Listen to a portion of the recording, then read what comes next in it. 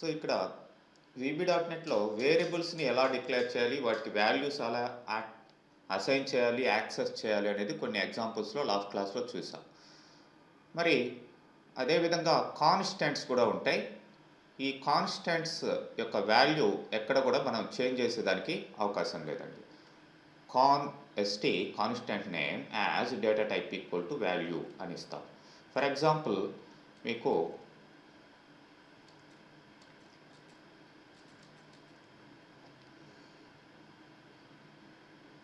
ఇక్కడ employee number అనేది constant అని ఇవ్వడం జరిగింది. డిమ్ కాకుండా కాన్స్టెంట్.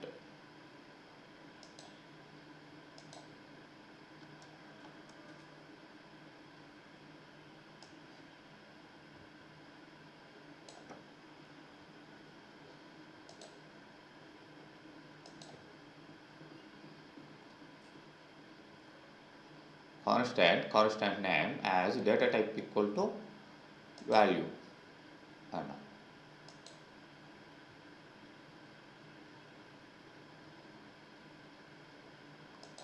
ఈక్వల్ టు కంపల్సరీగా కాన్స్టెంట్కి అయితే వాల్యూ ఫిక్స్డ్గా మనం ముందుగానే ఇవ్వాలి.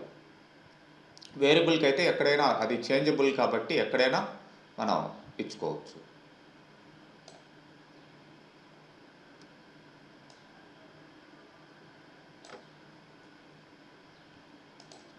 సో చూడండి, ఇక్కడ 100 అనేది ఒకసారి ఇచ్చేసాం. సో ఆ 100 అనేది ఫిక్స్ అనమాట ఎంప్లాయీ నెంబర్కి. అది ఎక్కడ కూడా మార్చేదానికి ఛాన్స్ లేదు. వేరియబుల్ అయితే అంటే డిమ్ తోటి డిక్లేర్ చేసింది అయితే మీరు ఎక్కడైనా సరే మార్చుకోవచ్చు, దాన్ని క్యాల్కులేట్ చేసుకోవచ్చు, ఏమైనా చేయొచ్చు. ఇప్పుడు 100 అని ప్రింట్ అయింది. For suppose ENO equal to మళ్ళీ నేను 200 అని ఇస్తానండి. ఇక్కడ ఎర్రర్ వచ్చింది చూడండి.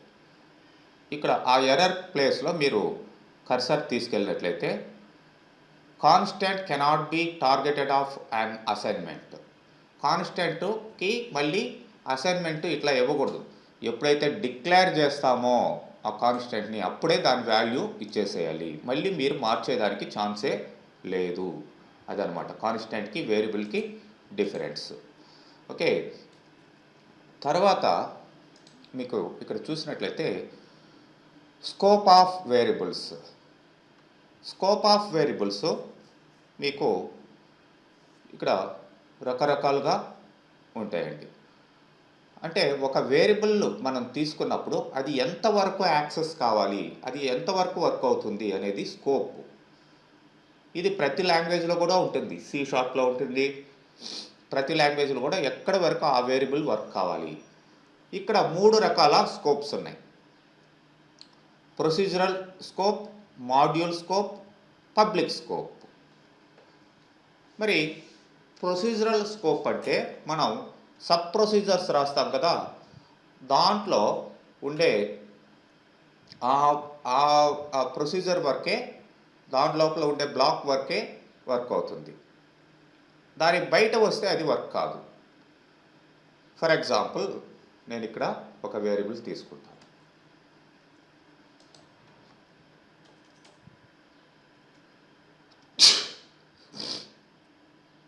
సబ్ ఒక ప్రొసీజర్ రాస్తున్నానండి. సబ్ డిస్ప్ అనే ఒక ప్రొసీజర్ రాస్తున్నాను.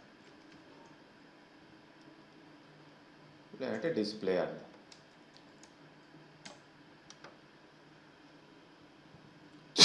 ఇక్కడ ఒక వేరియబుల్ తీసుకుంటానండి. Dim X as integer.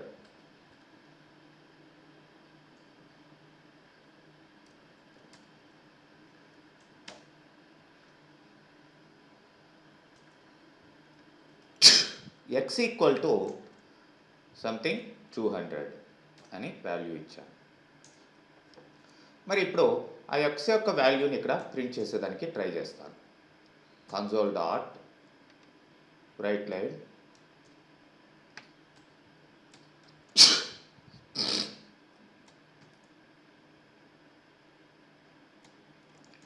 The value of X is అని చెప్పేసి ఇక్కడ ఎక్స్ యొక్క వాల్యూని ప్రింట్ చేస్తాను.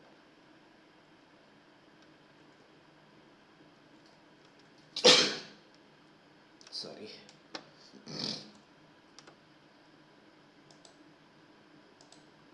ఎక్స్ యొక్క వాల్యూ ఇక్కడ ప్రింట్ అయింది. మరి అదే ఎక్స్ యొక్క వాల్యూని ఇక్కడ ప్రింట్ చేసేదానికి ట్రై చేస్తానండి.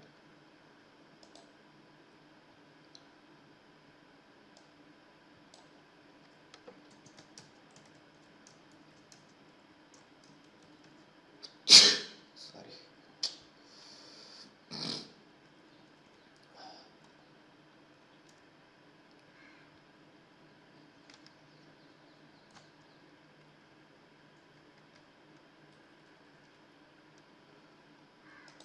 సో చూడండి, దీనికి ఎక్స్ దగ్గర అండర్లైన్ రెడ్ మార్క్ రావడం జరిగింది.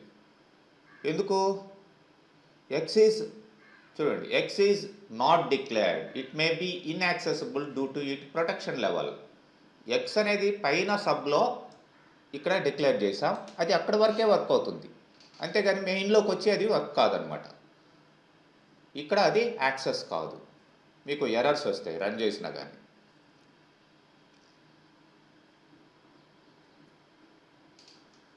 చూడండి, ఎర్రర్స్ వచ్చాయి. X is not declared, it may be inaccessible due to its protection level. అంటే ఈ డిస్ప్లేలో మాత్రమే ఇది వర్క్ అవుతుంది, ఈ సబ్బు ఎండ్ సబ్ మధ్యలోనే వర్క్ అవుతుంది. మరి ఈ ఎక్స్ అనే వేరియబుల్ మనకి మొత్తం అన్నిటిలో కూడా వర్క్ కావాలంటే ఇది మాడ్యూల్ లెవెల్లో డిక్లేర్ చేయాలి. ఇప్పుడు చూడండి, ఈ ఎర్రర్ మార్క్ పోయిందా? The value of X in main అంటే ఈ సబ్లో వర్క్ అవుతుంది, ఈ సబ్లో కూడా వర్క్ అవుతుంది. ఎందుకు? మాడ్యూల్ లెవెల్లో డిక్లేర్ చేసాం. మాడ్యూల్ లెవెల్ అంటే కలెక్షన్ ఆఫ్ ఆల్ సబ్స్, కాబట్టి ఇది మాడ్యూల్ లెవెల్లో వర్క్ అవుతుంది. మాడ్యూల్ స్కోప్ అంటారు దాన్ని. ప్రొసీజరల్ స్కోప్ ఫస్ట్ డిక్లేర్ చేసింది, ఇది మాడ్యూల్ స్కోపు. ఓకే, ఇప్పుడు మనకి కంట్రోల్ F5 అంటే no errors. The value of X in main 0 అంటుంది. ఎందుకు? ఇక్కడ ఈ డిస్ప్లేని మనం కాల్ చేయలేదు. ఎక్కడ కాల్ చేయాలి? మెయిన్లో కాల్ చేయాలి. డిస్ప్లే,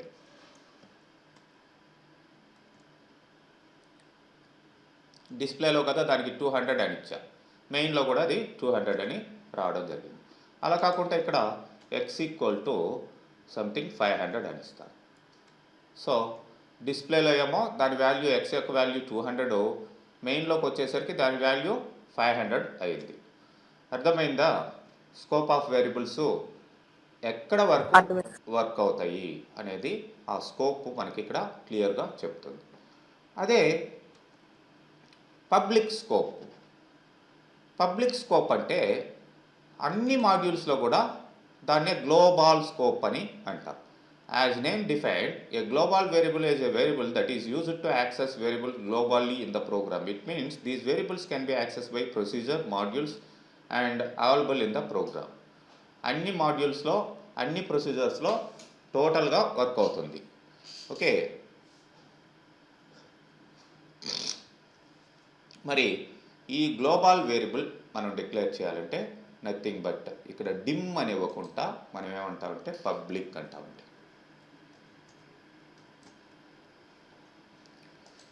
పబ్లిక్ అని చెప్పి ఇప్పుడు మాడ్యూల్ 1 తీసుకున్నాం కదా, ఇక్కడ మాడ్యూల్ 1.vb ఎక్స్టెన్షన్ ఎప్పుడు కూడా ఈ ప్రోగ్రామ్స్కి విబి అనే ఎక్స్టెన్షన్ ఉంటుంది. ఇక్కడ కూడా మీరు చూడొచ్చు. మరి మాడ్యూల్స్ యూస్ చేస్తున్నప్పుడు పబ్లిక్ అనేది యూస్ చేయాలా సార్? వేరే మాడ్యూల్లో కూడా ఇది యాక్సెస్ కావాలంటే ఇప్పుడు ఈ మాడ్యూల్ 1 అన్నాం, ఈ ప్రోగ్రాంలో ఎన్ని మాడ్యూల్స్ అయినా మనం యాడ్ చేసుకోవచ్చు. చూడండి, ఇప్పుడు నేను ఇక్కడ రైట్ క్లిక్ చేసి ఈ సొల్యూషన్ ఎక్స్ప్లోరర్లో సొల్యూషన్ కింద మనకి ఈ ప్రాజెక్ట్ వచ్చింది. ఇక్కడ మీరు రైట్ క్లిక్ చేసి యాడ్ మాడ్యూల్ అనండి.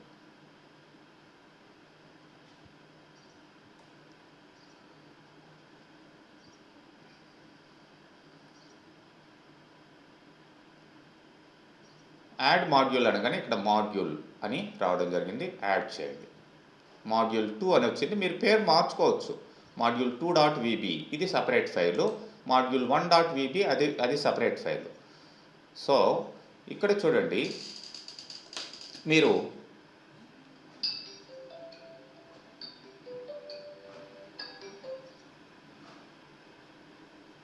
ఇక్కడ ఏం చేస్తారంటే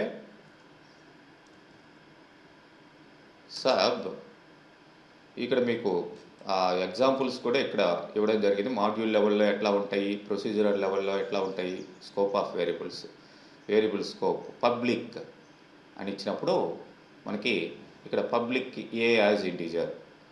సో దీంట్లో యాడ్ మైనస్ ఇట్లా ఇచ్చాం. ఈ రెండు మెయిన్లో కాల్ చేసుకుంటున్నాం. ఇక్కడ మాడ్యూల్ 2.disp అన్నాం. మాడ్యూల్ని తీసుకొని ఇంకొక వేరే మాడ్యూల్ని, ఆ మాడ్యూల్లో మనం ఒక మెథడ్ రాయడం జరుగుతుంది, అక్కడ కూడా ఇది యాక్సెస్ అవుతుంది. సో ఇక్కడ నేనేం చేస్తానంటే డిస్ప్లే 2 అని ఇస్తాను, ఒక సబ్ ప్రోగ్రామ్ రాస్తాను ఇక్కడ. సో ఇక్కడ కన్సోల్ డాట్, లేదంటే ఎక్స్ కదా మనం వేరియబుల్ తీసుకుంది, ఎక్స్ ఈక్వల్ టు 1000 అని ఇస్తాను. ఎర్రర్ రాలేదు చూడండి, ఎందుకంటే అది పబ్లిక్ వేరియబుల్ ఈ మాడ్యూల్లో ఉంది. ఎక్స్ అనేది అది పబ్లిక్ అని ఇచ్చాం కాబట్టి అది గ్లోబల్ వేరియబుల్. ఏ మాడ్యూల్లో అయినా వేరే ప్రోగ్రాంలో కూడా వేరే మాడ్యూల్లో కూడా అది వర్క్ అవుతుంది. Console dot right line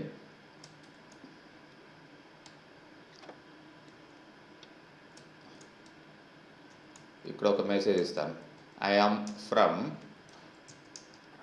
another module అని ఇచ్చి ఇక్కడ ఎక్స్ యొక్క వాల్యూని ప్రింట్ చేస్తాను. సార్ నాకు కన్ఫ్యూజ్ ఉంది, గ్లోబల్ వేరియబుల్ అంటే ఏంటి సార్? గ్లోబల్ అంటే మొత్తం అన్నిటిలో టోటల్ ఈ అన్ని మాడ్యూల్స్లో వర్క్ అయ్యే వేరియబుల్లే గ్లోబల్ వేరియబుల్.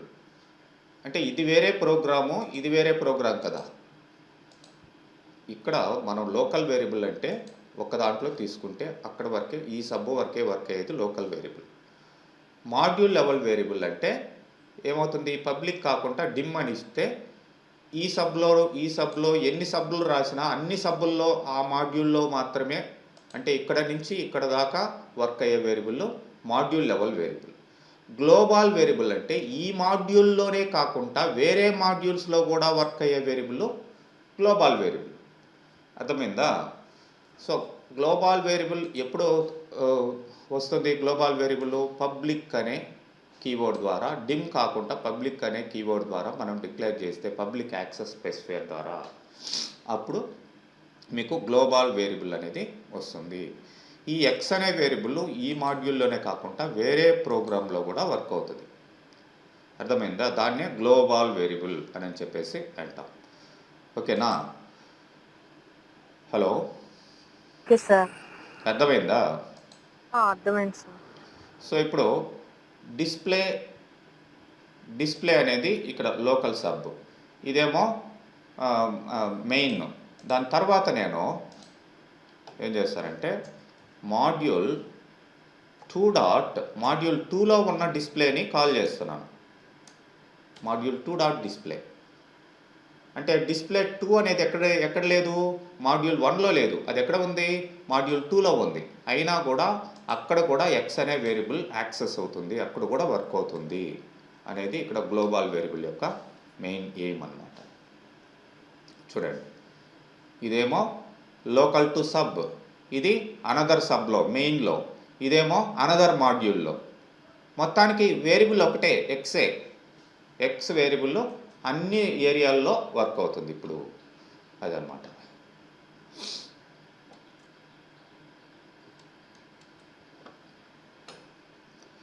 ఇక మీకు ఇవి తెలిసిందే, printing, getting and printing values, read line, right line. Okay, ఇవి వీటి ద్వారా మెసేజెస్ని, వాల్యూస్ని ప్రింట్ చేయడం, రీడ్ చేయడం జరుగుతుంది. తర్వాత ఇవన్నీ కూడా కీవర్డ్స్ లేదంటే రిజర్వ్ వర్డ్స్ అంటాం. ఈ రిజర్వ్ వర్డ్స్ని మనం వేరియబుల్స్గా డిక్లేర్ చేసుకోకూడదు. For for example string, integer, for, in, go to, ఇవన్నీ ఎల్స్, ఇఫ్, ఇవన్నీ కూడా రిజర్వ్డ్ వర్డ్స్. వీటిల్ని వేరియబుల్స్గా మనం వాడుకోకూడదు. అవి ఆల్రెడీ VB.NETలో వాడేస్తున్నారు. ఈ కీవర్డ్స్ అనేటివి, రిజర్వ్ వర్డ్స్ అనేటివి ప్రతి లాంగ్వేజ్లో కూడా ఉంటాయి. ఆ లాంగ్వేజ్లో ఉండే రిజర్వ్ వర్డ్స్ని మీరు ప్రోగ్రాంలో వేరియబుల్స్గా తీసుకోకూడదు. మనం ఎక్స్ అనే వేరియబుల్ తీసుకున్నాం, డిమ్ ఎక్స్ యాజ్ ఇంటిజర్ అన్నాం, లేదంటే పబ్లిక్ ఎక్స్ యాజ్ ఇంటిజర్ అన్నాం. అలా కాకుండా public suppose byte as integer అన్నాం అనుకోండి. బైట్ అనేది వేరియబుల్ నేమ్ అక్కడ, కానీ ఇదేంటిది రిజర్వ్డ్ వర్డ్. బైటే కాదు, ఇంకేదన్నా suppose dim if as integer అన్నాం. ఇఫ్ అనేది రిజర్వ్డ్ వర్డ్, దాన్ని వాడుకోకూడదు వేరియబుల్ లాగా. సంథింగ్ ఎక్స్, వై, జెడ్ ఇట్లాంటివి ఏవైనా సరే వాడుకోవచ్చు. ఈవెన్ సబ్ కూడా నేను యాడ్, సబ్స్ట్రాక్ట్ వాటిని ఆ ఫంక్షన్స్ రాసేటప్పుడు యాడ్ అన్నాను, సబ్స్ట్రాక్ట్ అని ఫుల్గా రాయొచ్చు, సబ్ అని రాయకూడదు. ఎందుకంటే సబ్ అనేది రిజర్వ్డ్ వర్డ్. మనం ఆల్రెడీ సబ్ అని చూస్తూ ఉన్నాం, ప్రతి దగ్గర సబ్ అనేది వస్తూ ఉంది. ఇది రిజర్వ్డ్ వర్డ్. అట్లనే ఎండ్, పబ్లిక్, ఇంటిజరు, మాడ్యూలు, ఇంపోర్ట్స్, ఇవన్నీ కూడా రిజర్వ్డ్ వర్డ్స్. వాటిల్ని మీరు వేరియబుల్స్గా తీసుకోకూడదు.